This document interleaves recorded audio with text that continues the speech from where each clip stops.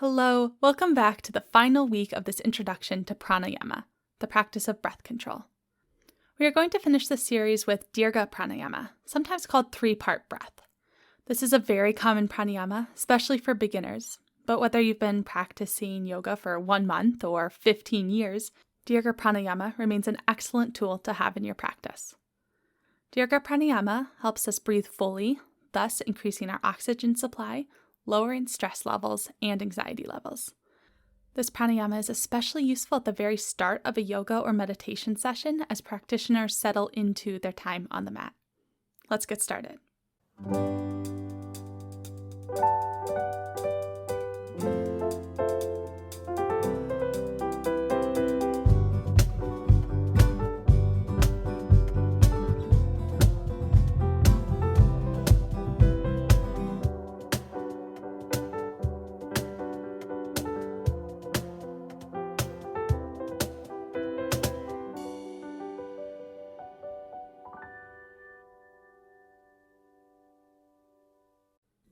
Dirga Pranayama can be done in a tall seated posture like we've been using, or it can be done in a reclined posture on the floor. I'll demonstrate this from a seated posture, but please, feel free to do what works best for you. The most important thing is that your spine feels long and supported. If it feels comfortable for you, close your eyes or let your gaze soften to the floor. Soften your shoulders, jaw, eyebrows, even your hips. Breathe naturally, noticing if there's any other areas of your body that are holding tension. Can you use a slow exhale to soften them?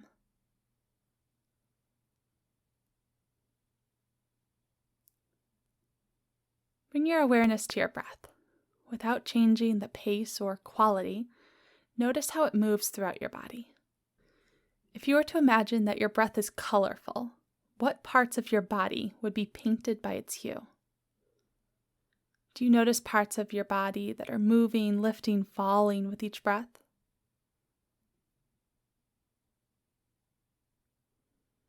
Bring both of your hands to your belly. With a big inhale, fill up your belly with breath. Feel it press against your hands. And with a full exhale, scoop your belly button up and in, emptying out that breath.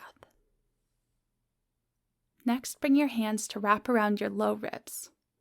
Take another big inhale, deep into the belly, then allow your ribs to puff up, expanding as your breath travels up through your torso. Exhale, feel your ribs contract, belly button comes up and in. Finally, bring one hand to rest just under your collarbone. Inhale to the belly, your low ribs, then as you reach the very top of your inhale, let it fill up your chest, lifting through your collarbone. When you exhale, release through the chest first, then your ribs deflate, then your belly. If you find it helpful, you can keep one hand over your chest and bring the other to your belly, or you can let both of your hands rest gently on your knees or to your side. Our breath will continue in the same pattern. Inhaling to the belly, the ribs, the chest, then exhaling the chest, ribs, and belly. Let's take 4 rounds together. Inhale belly, ribs, chest. Exhale chest, ribs, belly. Inhale belly, ribs, chest. Exhale, chest, ribs, belly. Inhale.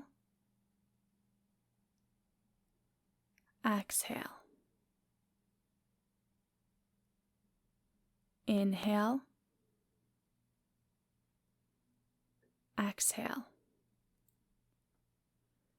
Be careful to not force your lungs into overcapacity. If you feel as though you're going to burst by the time you reach the top of your inhale, try spending a little less time at the early parts of your inhale. Your breath should feel full, but not forceful. When practicing this on your own, you might find that you lose the pattern after a few rounds. And that's okay. That's why this is called a practice. Without judgment, simply come back to the pranayama and begin again. Inhaling belly, ribs, chest.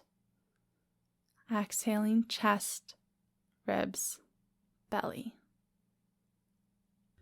As you continue to practice, you might find that you're able to lengthen your inhales and exhales.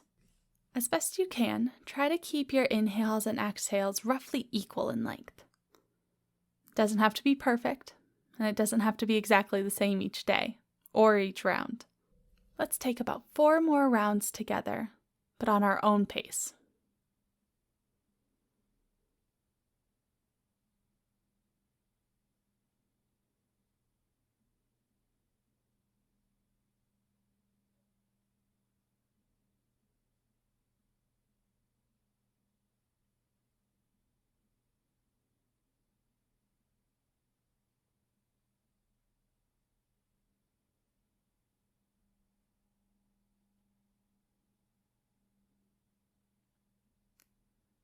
On your next inhale, let your arms sweep up overhead. Exhaling, bring your hands down to heart center. Thank you so much for joining me today and throughout this entire series. May you seek justice, love mercy, and walk humbly.